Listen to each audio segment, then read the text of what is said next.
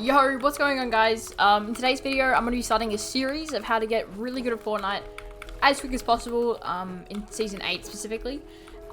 Today's video is based on my settings, personally, and what I would recommend for gameplay and everything.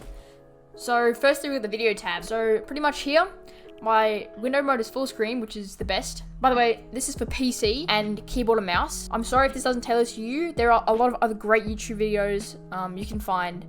So full screen mode for PC is definitely the way to go. You get the least input delay. So I actually don't play at a 4K res. I'm actually playing at a stretched res, and I'm going to do a tutorial on how to do a stretched res. Mine specifically is 1680 by 1050, which is like a very good stretch res that all the pros use. Then frame rate limit. That depends on your monitor. So my monitor is a 144 Hz monitor, but I choose to cap it at 165 because I know my PC can handle it, and the more frames means the less input delay you get. So that's why I go 165. But if you have a 60 Hz monitor, for example, I drop that down to 60. But I'm gonna keep mine at 165. Brightness 90. This is very this is specific to my monitor. It's a bit calibrated. It gets too bright when it's at 100, so I just lowered it a bit so I can see better. And then colorblind mode I don't use, but I've heard what is a very good one is Tritone 5. So it's a bit brighter, and yeah, the glows are a bit more intense and everything's a bit much brighter. But yeah, I just stick with no colorblind mode. Next we've got the graphics quality. So have your 3D resolution at 100. There's some iffies here, because if you go at, like, for example, 1920 by 1080 and you have your 3D res at 50%, you won't actually be on 1920 by 1080. You actually have a different resolution than what you've actually got.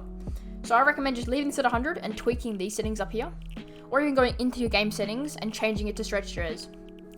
I'm actually on performance mode as well, just to clarify down here. I would highly recommend playing on performance mode. For the best performance, you get much lower input delay. It just feels better, and you get more FPS. And especially if you're on a low computer, like a low power system, performance mode is definitely the way to go.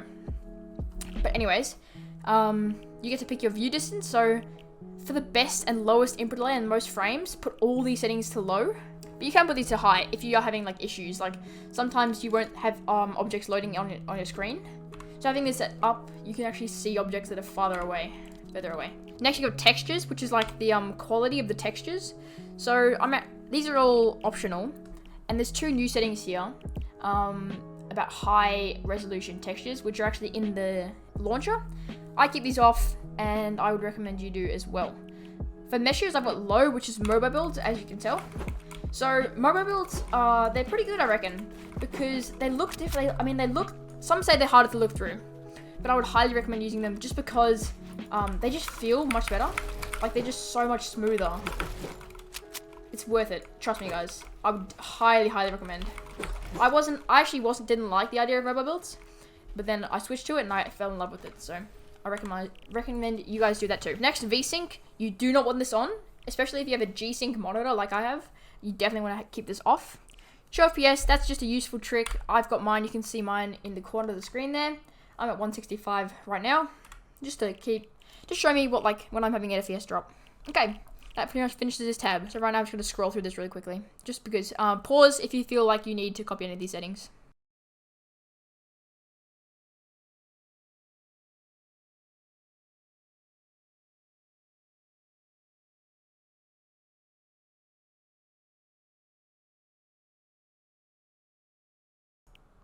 Right, that sums that up.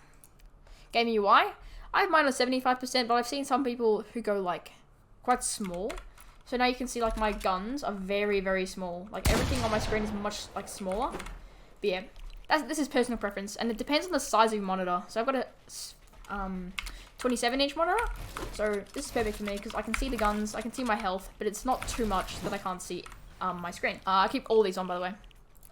Now for my mouse and keyboard sense, so I actually play on 1% with a DPI of 4,500, because a higher DPI actually means your mouse is going to be smoother.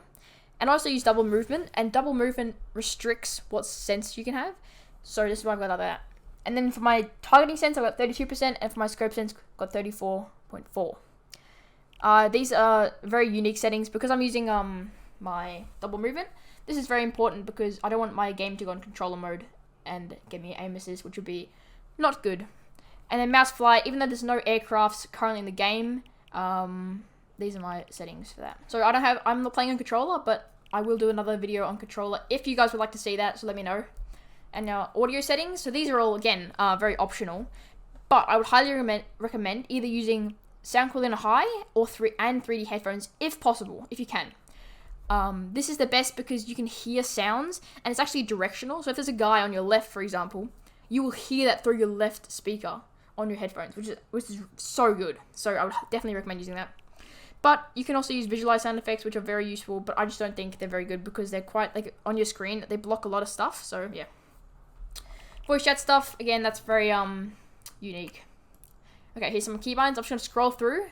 Of course, I don't have any movement binds because I'm using double movement, so there's that. I'm going to scroll through now.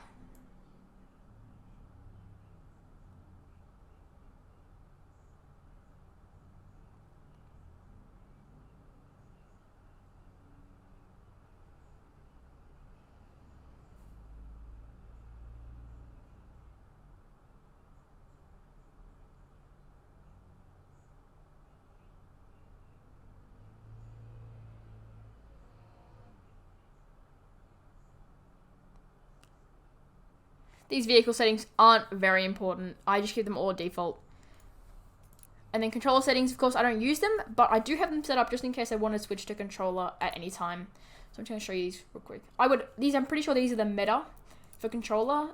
I'm not sure if they're still the meta, but they were when I played on controller. And then that's pretty much all. And then here is account settings, which aren't very useful either. But that sums up this video, guys. I really hope you enjoy. I've got some clips gonna run in the background if you would like to watch. And yeah, thanks for tuning in. Hope these settings help you out. Disclaimer though, I would only use these settings if you're really stuck. And feel free, of course, to change these settings to suit you because everyone's settings are different and everyone has specific needs for their settings. Alright guys, hope you enjoyed. I will catch you guys in the next video, which will be a stretch rest tutorial. I've got a bunch of videos lined up for the next coming like a week or so, and I hope to see you guys in the next video. Peace out, guys.